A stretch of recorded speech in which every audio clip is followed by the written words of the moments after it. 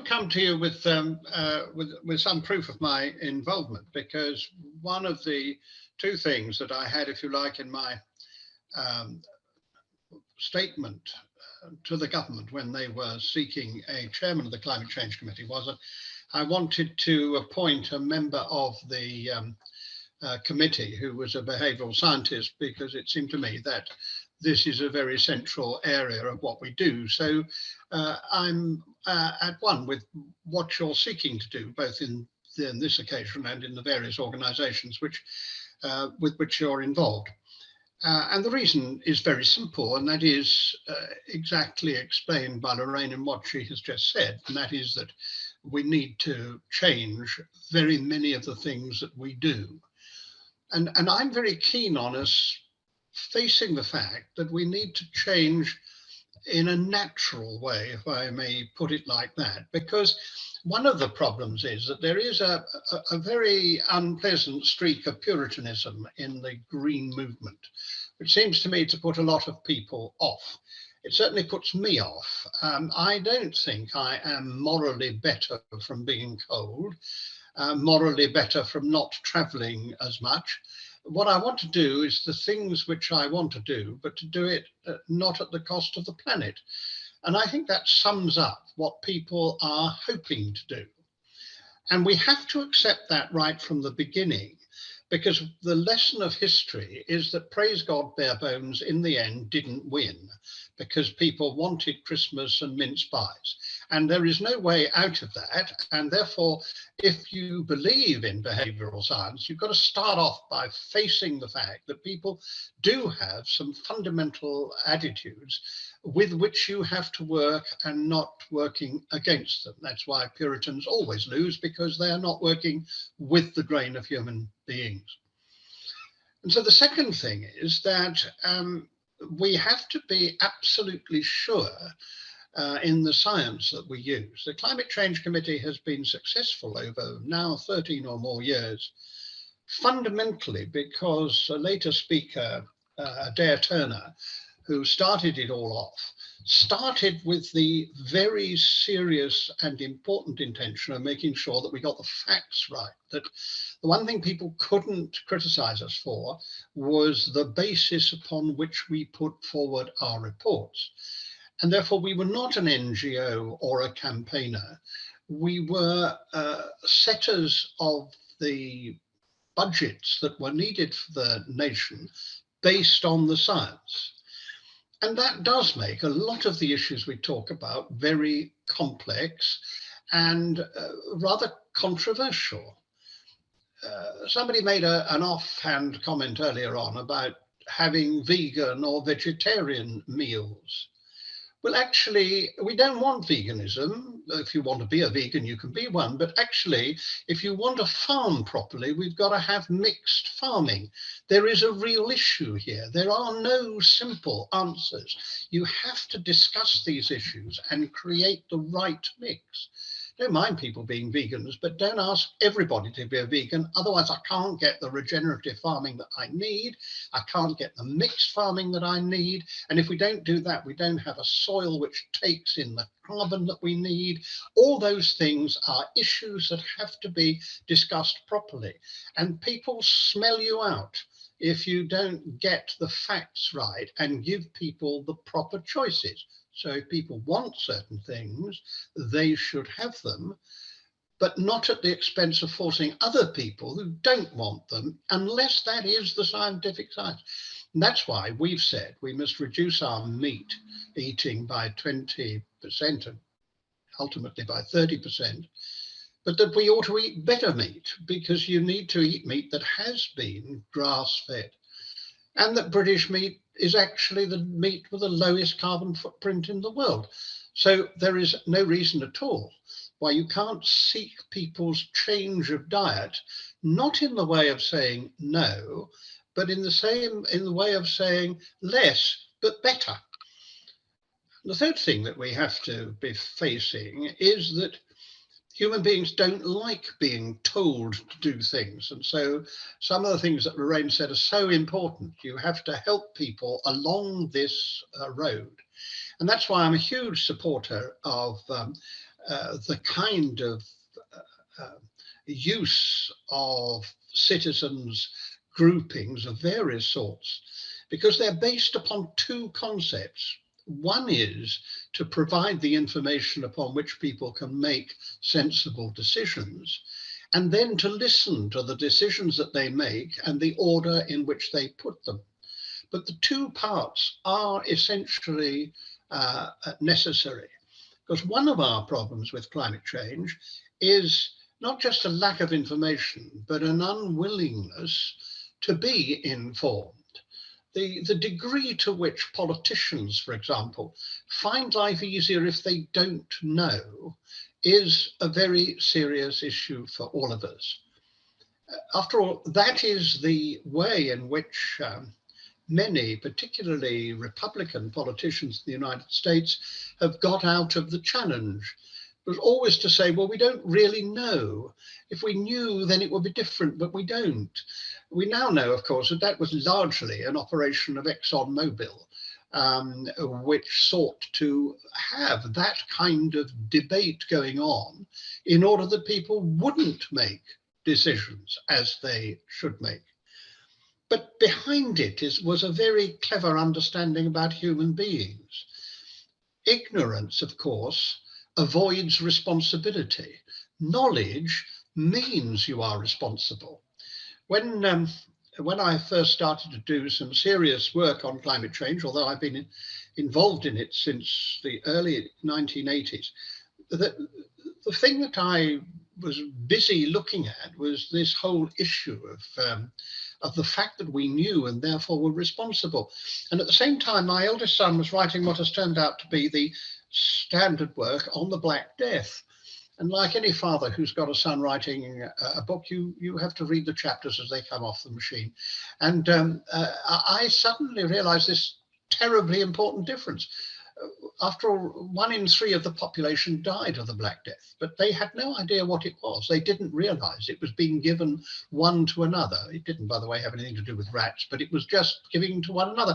So they did all the wrong things. I mean, they gathered together in churches and things, which is exactly what they shouldn't have done. But they did not know, so they were not responsible. We do know, and we are therefore responsible.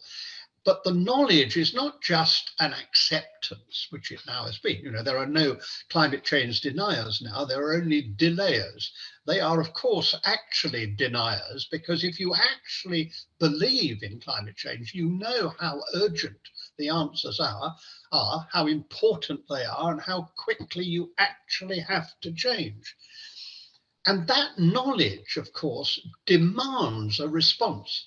And that's what we've found in the citizens' assemblies and the like, is that the knowledge is what demands the response. Now, you don't get the same response. And so that brings me to my fourth point, which is that when you come to look at those responses, you have to look at them, it seems to me, in the context of the societal values which they represent.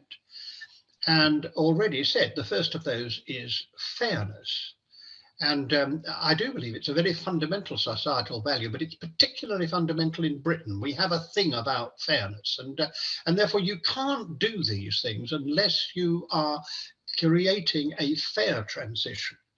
And I've always repeated again and again, it's not just that you need a fair transition because that's morally right. I don't just hold that because of my ethical and religious views. I hold it because you don't get it otherwise. It is a practical answer. If you don't have a fair transition, there won't be a transition. So you have to have a fair transition for that reason. And there are other societal values which people are concerned about. There, many of them are connected round either the reality or the appreciation of fairness.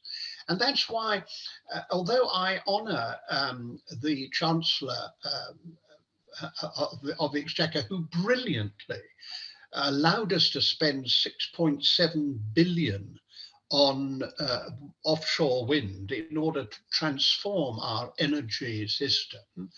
Unfortunately, he did it by putting the bill onto the electricity bill. Now, there are 20% of the population who only have electricity.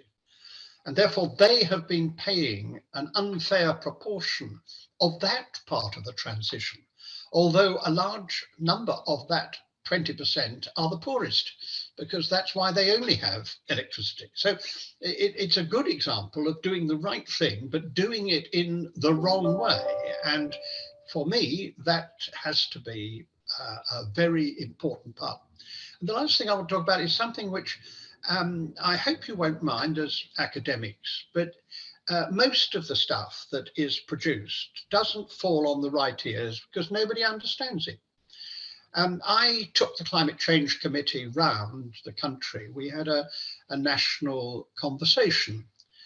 It wasn't to inform people, it was actually to listen to people. And one of the things that my very, very bright team hadn't realized was that words which they found perfectly simple, and indeed we would find perfectly simple, are actually not understood at all.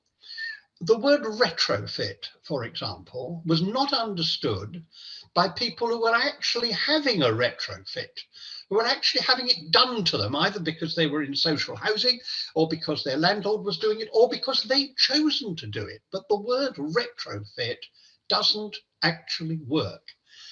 I banned the phrase kilowatt hour in the Climate Change Committee because I don't believe anybody knows what a kilowatt hour is in any sense of knowing.